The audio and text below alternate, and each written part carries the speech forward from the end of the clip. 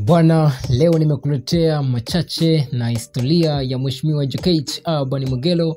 Leo tutaangalia historia yake kwa ufupi, lakini pia tutaangalia umaarufu na mafanikio yake aliyonayo kwa sasa. Majina yake kamili anaitwa Jokate Alban Mwegelo. Alizaliwa huko New York City nchini Marekani.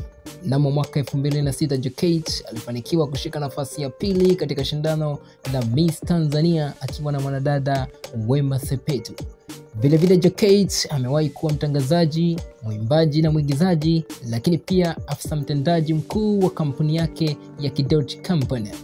Mwaka 2011 Jokate alishinda tuzo ya Zanzibar International Film Festival kama mwigizaji bora wa kike kuwahi kutokea nchini Tanzania.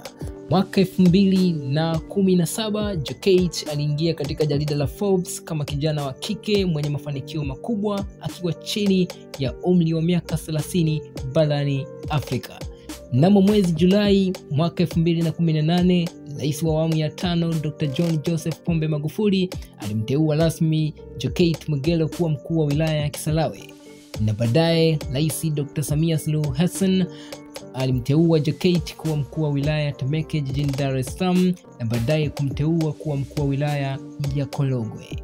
Baada ya kutumikia nafasi ya ukuu wa wilaya kwa weledi mkubwa katika wilaya 3, Rais Dr. Samia Suluhu Hassan aliendelea kumwamini na kumteua katika nafasi za juu zaidi na za heshima kubwa nchini Tanzania.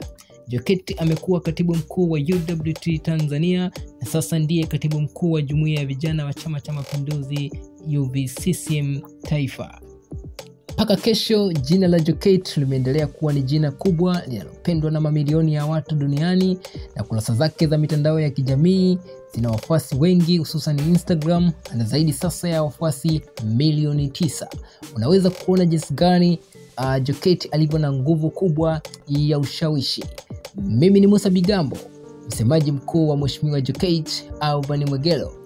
Ni follow katika kurasa zangu za mitandao ya kijamii, Facebook Musa Bigambo, lakini pia Instagram Musa Bigambo, lakini pia YouTube channel Bigambo TV. Usisahau kushare, kusubscribe, lakini pia kucomment. Ukifanya hivyo bwana, tutakuwa